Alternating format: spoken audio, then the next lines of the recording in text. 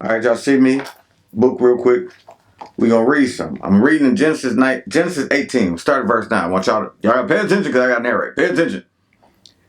And they said unto him, where is Sarah? Now he talked about the angels. The angels of the Lord came on Abraham. I just want to get a little background. So we know where we're going. We know where we're going. We understand.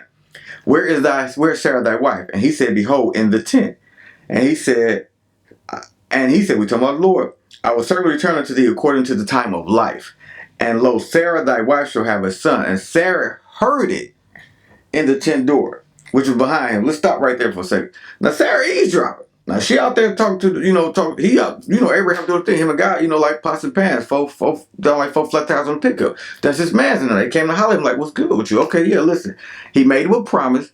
You'll be the father of many nations, but it was through him and his wife Sarah.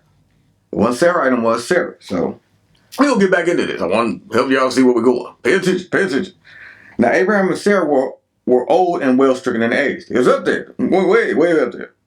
And it ceased to be with Sarah after the manner of women. In other words, she didn't have no desire for sex. She didn't have an urge because she felt like, she was past that childbearing age. Therefore, verse 12, Sarah laughed within herself, saying, after I am waxed old, shall I have pleasure, my Lord being old also. And the Lord said unto Abraham, wherefore did Sarah laugh? We gonna stop. So let's start backtrack a little bit. You outside hollering at your mans. She in the house eavesdropping. She hear this. She didn't say it out loud. She eavesdropped. She started laughing like, I'm 90. I'm finna be 90 years old. I ain't finna. He said I will be returning the year. So she like 88, 89. Like, I ain't finna be getting no pleasure from Abraham. Like, he can't do nothing no more. It ain't working like that no more. It ain't jumping up and down. He ain't getting it in. You know what I'm saying? We ain't doing all that.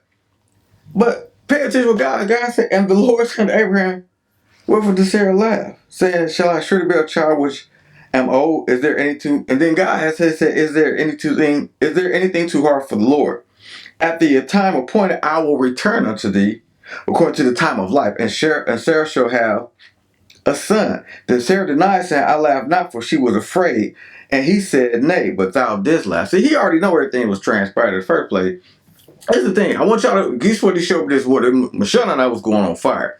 He said, for one, Abraham, I was talking to you.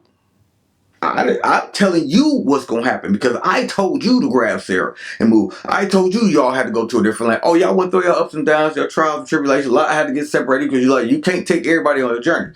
That's just what I said. You can't take everybody on your journey. But you can't laugh either because he was following the instructions of God. Pay attention to what woman you have with you. Some people ain't going to like this. Some women ain't going to like this. But grasp what I'm saying. She laughed in her heart because she didn't have the faith that he said. She didn't have no mustard seed. What you got to understand is sometimes, gentlemen, you have to have that watermelon seed when she's lacking a mustard seed. Hold on. I want y'all to let that sink in. You may have to have watermelon seed face because she don't have a mustard seed. I want y'all to let that marinate a little bit. The thing was, he talked to Abraham because he knew Abraham believed everything he told him. He knew he was going to stand on God's word.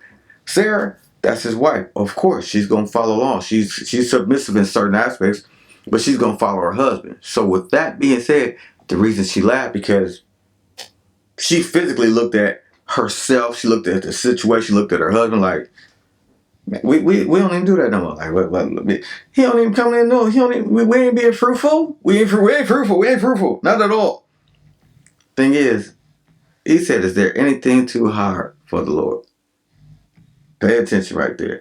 You can't laugh when situations come away. You can't laugh when things are not going your way if you put it in God's hands because there's nothing too hard for him. And gentlemen, I'm going to say this to y'all because if you're the head of the household, you got to be able to lead. He's only going to come to you and call you to lead if you know what being a leader is. Because all of us ain't leaders. Some of us mess around more submissive than the women we deal with. And I want you to think about that and always let that sink in. It's your boy. Peace.